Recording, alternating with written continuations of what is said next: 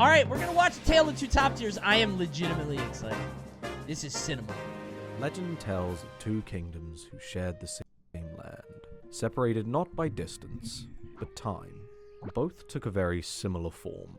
Jovial characters, a colourful cast, 20-odd faces, having a blast. They're so cute. I love these guys. Oh, I forgot to mention, he told me there are some Brawl generalizations in here that might piss me off. And I said, that's the risk that you run by making a video like this. You shouldn't have made the video if you didn't want to piss me off, talk about Brawl. You better be 100% accurate. For a while, this was bliss, a place for respite.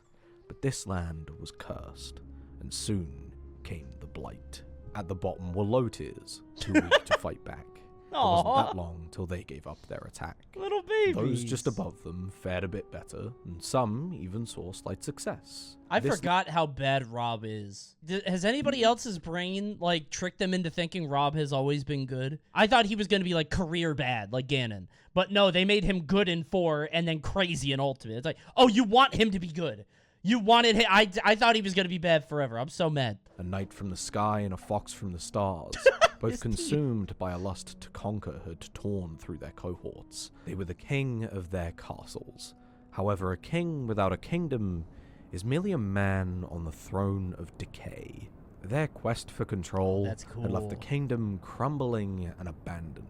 While it is the case that there was power between two, one was a tyrant and the other was firm. For the fox was a force who held the kingdom together. Not fairly, perhaps, but certainly This is stable. kind of a neat angle. I kind of like this. Still growing, slowly but surely. So Metaknight was so oppressive that he basically killed everybody under him. Metaknight made it so there could be no kid. That's kind of neat. Perhaps there's more to this mistold story. Kind of neat. Somebody has to be the king of the castle. In any game that's even slightly asymmetrical, something will come out on top. Maybe it's these guys, or them. Maybe even this bird. Wait, him? Something He's will good? come out on top. Maybe it's these guys, or them. Gibraltar's good? Always? I don't remember him being crazy. He just had a shield, but I guess having a shield is probably always good. Maybe even this bird. Okay, I do know about the character bird. to get banned. I do know about the bird. Yeah. Better. If the people want to play a game, then they need a king. But if their king ends up being enough of a nuisance to push people away, then... Zoltan? Is that his name in the back? I like it. He's just, what the fuck is this? Ivan, stop. Oh, I would stop you if I had a body. Stop it, Ivan Ooze. One of the things that keeps a game alive, especially those that aren't patched anymore, is a good king or queen. But what does it mean to be a good monarch? Is it balance? Etiquette? Using 37 million of the taxpayers' money to renovate your house? Damn, this guy hates the government. What's going on in Britain? Damn. While it's hard to pinpoint any one thing, What the hell is Fox going and on in the Melee and UK? Metaknight and Brawl are two sides of the same coin that comes from the top-tier treasury. And yet between them, they manage to spin two very different histories. Fox is memed to hell and back. This image wouldn't exist and be many people's understanding of competitive Melee if there wasn't some element of truth to it. Yeah, Fox was like... Fox only was really... kind of the dominant understanding and perception of Melee for a long time, which is weird because I think it's the same way that FD only was always the thing. Like everybody thought that pro players only played on FD. Ultimately, he keeps his game extremely healthy, and in many ways to me is the perfect top tier you could ask for. No, that's Wolf. That's Ultimate Wolf. He's the perfect top tier. Everybody above Wolf is an asshole. Everybody below Wolf is rightly held down. I think Ultimate Wolf is like... Metaknight, on the other hand, flies a little under the radar. People know that he's broken, but he doesn't have the same legacy that Fox has. That's specifically Brawl doesn't have the same because his game died. Yeah. Maybe there's still some people who play on Discord. I get it, but I don't care. He's gonna get comments. Actually, it's not dead. We still play it and have 8-man weeklies. There's probably a lot of people that are gonna... Well, not a lot. 8 people. I guess 8 people in the comments that are gonna get mad. And Brawl died for many reasons, so let's get this out of the way quickly. Brawl isn't Marth. dead because of this. Tripping is a random mechanic that can occur at the start of a run that puts your character in knockdown. It's very dumb and extremely bad for the competitive state of Brawl by encouraging players to engage defensively, because running always has a chance of putting you in a literal disadvantage rather than the conceptual... See what tournament he's looking at? Huh? I bet he picked this up in the research I asked him to do for my video. Look at that. Look at how we help each other, Leon. You see that? However, It's not that people bad. over-exaggerate how Yo! detrimental this Oh, this was on Gimmer's birthday. I remember that now. mechanic is, and it would be more accurate to say that it's a straw man for the many other systems that slowed down Brawl's pace. Yeah. A pace that both Metaknight and Fox were destined to fight against. They'd do this by upholding the 5 aggressive commandments. It's a cute bear. You must be swift. Well, that's a yes. Calm down, fellas. You must maintain the tools to keep your opponent in your bite. Certainly true. Hey, put him down. He's had enough. You should keep your foe guessing. All true. That's so cute. I like that a lot. That's good. I guess this is I was going to say, what's the best thing you can do for Metaknight, but I feel like up airs don't make sense because you keep going up. This is good. This is nice. Hey, put him Metaknight down. is fucking Falco up. He's had enough. You should keep your foe guessing at all times. It's a work in progress. Metaknight didn't always dodge and weave, but his fast ground speed and 5 jumps let him stick to you no matter how hard you tried to run. Once he was stuck, he had everything he needed to take you down. Pretty decent grabs, the excellent tornado, this up air, oh, that might be a little too good. Yeah, that up air was, I think it's 2 frames, right? Good God. Perfectly set up to knock you back just far enough to put Metaknight in a position where he was able to take control of the stage and punish you for trying to take control back. Yeah, what's interesting about, like, Meta Knight's grabs here is, like, a lot of people thought they were bad. Because the idea is, well, most characters get a follow-up off of a grab. Meta Knight doesn't give you a follow-up, but what he does give you is, like, look at this. This is its center. He gets a down throw at in a position 68. where he was able and look how cornered he is here, right? And it also puts you in a spot where I think he had to air dodge. Just far enough to put Metaknight in a position where he was able. Yeah, because so you can DI that. You can hold down and tech it if you want, but then you're in a tech chase. Or you can air dodge. He did air dodge into spot dodge. He is intangible. When these characters were controlled by the inexperienced, they functioned completely as intended, and to some extent, they weren't even the best. A Meta Knight for a very, very short amount of time was not the best, and I mean by like a week. For like a week, people thought Snake was #1, and then people were like, never mind, I found the B button on Meta Knight. Oh, hold on, what does the red button do? Got it, okay. I don't know how Rob was at 6. Oh, I do remember that. No, wait a minute. Rob was huge in the beginning. I forgot. Like, let's say that you're melee-brained, right? And you have characters you can knock out of recoveries and hit them out of jumps. And then a character just puts on a goddamn jetpack and just, like, he just rocket mans to the moon. He's just like this. You'd be like, oh my god, that guy's #5 in the game. Top 5. Why is Donkey Kong 10? What the fuck? I never knew Donkey Kong was... It's the back air. It's back air. It has to be back air. Oh, my God. In the budding landscapes, characters like Sheik and Marth in Melee or DDD in Brawl had Yo! No, you initial... can't... Leon, you can't chain grab Falco. I can't. Falco is light. You do back throw, because back throw does 17. Ooh. As experience bored down the mines of understanding, it would only be a matter of time before these two initially... Oh, that's cool. In both games, too. Oh, that's cool. I like that. Using ice climbers to represent, like, the steady march of progress in both games, and they both become good. Impressions would fade, uncovering who they really were. Something you've got to understand about what Meta Knight would eventually become is that he was still bound by the laws of his game. Oh my god. What kind of a mix-up is this? About what Meta Knight would eventually become is that he was still bound by the... You can glide, land, turn around, grab. What the fuck is that? Is that Esam with hair? Also, Mewtwo King with hair, yeah. That up air, really good. Like, really good. But not for the reasons it was supposed to be. It should be a combo tool, repeating into itself to keep the damage going. And against a select few fast fallers, that is what it does, but that's the exception to the norm. As such, up air more frequently found use to cover platforms, to hit and reset in the character's favor, more than to press forward and close out a stock. You would pop up air to force air dodge, and then you would neutral air. And that's where a lot of the game in Brawl came, where it was like, is this guy in air dodge Andy? Like, is that all he does is air dodge? Because then you pop an aerial and then just wait for it and then just...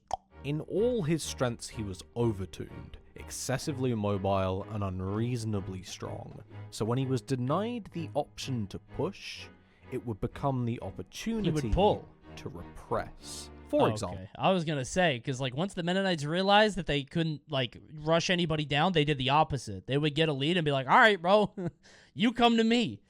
Let's champ." Yeah. Air is fast, large, and massively disjointed. The perfect tool to wall someone from below. Yeah. Now, on a lot of characters, being able to wall someone above you is Wow, at the Falco, I've realized the Falco's a CPU. That made me mad that the Falco didn't just chain grab. Take the free 70, bro. What? Suddenly, walling from below the stage, especially when you have invincibility every time you grab the ledge, becomes a very viable time-wasting. DDD would do this too, because he had a very extended one. It was all bent and twisted to make for a defensive Freakman. nightmare as people struggled to approach or force the Metaknight back to the stage. Without even doing any damage, His ass is not blocking? force the Metaknight Look back at to the- the stage. Dude, it's coming! Here it comes! Falco! Falco! Look out! Falco, he's not looking. He's facing the wrong way. Playing in first person, you can still hear it. That shit's going. Retreating fair, causing a temporary no man's land. Tornado was so mobile that if it failed or succeeded to hit, you could retreat to safety. Yeah. Shuttle Loop let you reset positioning with enough safety that it was impossible to use his own invincible. defensive strategies to back him into a corner. Shuttle Loop is invincible on startup if you ground it. So you could get in the middle of jabs and To just use stop. his own defensive strategies to back him into a corner. nuts. This made Metaknight this almost immovable wall, placing down tilts, fairs, and dares just outside of your comfort zone, but rarely getting the opportunity to push forward with them. Yeah, Meta Knights would they would just kind of throw everything out and you would run into it. Although the good Meta Knights would be the scariest because they would do forward smash too. And forward smash, you run in and spot dodge, and it's like a stagger. So all of this is like 1, 2, 3, 1, 2, 3, 1, 1, 1, 1, 2, 3. And then forward smash is like stagger, go. It's like playing Punch Out, Dark Souls trick. Yeah, you remember? I mean, the new Elden Ring did that a lot. Who is it? The first boss, the grafted guy that is like, oh, for like 30 seconds. He's like, So even if some players like Shadow were attempting to play as quickly as possible, Damn, Shadow shout out. That's crazy. they'd be outshone by the more defensive, even campy. Wait a minute. Wait. Well. There he is. Check solo DDD. You see that right there? I made it work. Even campy Anyway, style back to the movie. of the character. Meanwhile, Fox was advancing in an entirely different direction. He was leaning towards his intended design. That's a really cool. That's a cute graphic. See, this is why I love Leon, because he creates all these neat little like visualizations and graphics that have one use. Like this won't come up again. He creates it for this one gag, and that's it. What Fox's version of Fast was could only grow as the players who invested the most time into the character pushed the limit on what was possible for him, a skill that would slowly become a requirement as the days drudged on. Yeah. Fox has strong tools. Dude, you ever watch old Melee? They're so bad. It's very fun to watch. A guy who just found out that counter beats every move, like, won nationals. What do I do? What am I supposed to do? Like, we didn't know about just grab beating counter. We didn't even know that. Nair, drill, and dash attack are strong moves, but they have to be paired with his mobility to really be effective. Throw out any of these with the wrong placement or the wrong height, and you're effectively throwing a free opportunity for your opponent to bite back. Yeah, maybe that's why Ultimate is so frustrating. In Ultimate, Wolf can do this, and he can just land and then shield. So you hate Wolf? No, I hate the game. Wolf is fantastic. The game that he's in does not allow a lot of punishing. My problem with Ultimate is I really hated Smash 4 because I'd be able to predict rolls, but I couldn't punish it. So Ultimate comes out, and they're like, yeah, if somebody dodges a lot, it actually gets worse. The decay gets worse. And I was like, oh, sick. This is my game. I'm excited for that. That sounds good. And then in Ultimate, instead of rolling being bad, now it's just attacking. So now, instead of somebody defensively just rolling through me, it's a guy just neutral airing away. And I'm like, well, fuck. Like, this is its own problem in a different way. But there was one more thing that would push Fox from good to greatness. This move would become iconic. Yeah. Not only for Fox, but for Melee as a whole. Is Shine that good? Like, I know it's good, but is it that good? How many projectiles in Melee? You can't reflect that much. Frame 1 activation and being Come jump on. cancelable made this move very, very strong. It's the perfect move. I was going to be like, it doesn't even kill, but it does. His movement and more conventional attacks combined Jesus. with Shine let him always be... Look at the way he moves here. Watch this. You get Dare into Shine, and you get to move so fast out of it. Look how swift that is. Is that Wispy? Because he's not even blowing yet, is he? He's getting ready. I didn't know if that was Wispy. Combined it with is. Shine Yeah, let Wispy's him the one. always be just one right move Got a little away Wispy from to putting the it. opponent's stock to an end. While this might seem like a story of kings, it's really a tale of the people, and it's these last 2 points that are... Look at the Pikachu. Well, Pikachu. Is the Falco like an apostle of the order? If a character is unfair, the people are going to end up frustrated, even if they're not the best. Wobbling, Ice Climber's extremely simple infinite, was banned for this exact reason. Which is... Never mind. Yes, it might have given a character who wasn't the strongest an opportunity to tango with the best. This is still weird to me. I don't want to talk about this, because, like, ultimately I don't play this game, right? But, like... Come the fuck on. These guys weren't winning. I think my problem is when I first came into Smash, I saw this and I was like, that's so stupid. That should be banned. That's so dumb. And everybody's like, no, it's actually fine. They're not that good, whatever. And as I gained a better understanding of competitive gaming, I was like, oh, okay, I kind of see why this isn't that crazy. And then literally, like, years later, they're like, no, actually, that is dumb. We should have banned that a while ago. Can I be $100? I think if Ice Climbers never beat Mango, this wouldn't be a problem. But they kept beating Mango, and people are like, not my goat, not my kid. Maybe Axe. Maybe if they kept beating Axe. Maybe Axe. Axe is why it's banned? Are you sure? Because I remember Mango going into losers quite a few times to a literal Who Ices. As a result, for the health of the kingdom, wobbling was banned. Boo! I don't know. Icy's Kind of boo, I guess. Boo in theory, but yay in practice. But being the king is inherently unfair. You are stronger Oh my than the king. god, look at being this. the king Tornado to plat. You have to get up. You roll away. He covers everything with up air. So he does shuttle loop. Shuttle loop, cancel into the up air. Good god. You are stronger than those around you. So in some respect, both of these characters... Oh, this is the latest tier list. Damn, Rob didn't go that far down. DK got fucked up. Why did you not play Meta Knight? Meta Knight felt weak. I don't like characters that, like, don't have, like, a when they hit. I know that sounds weird. Ren and Stimpy? Yeah. I just like a little... I like a little bit of a hit to it. I don't like Sheik. I'm not a Sheik guy. I'm just... that's kind of why. It just feels like they're more, like... My characters go... And their characters go like...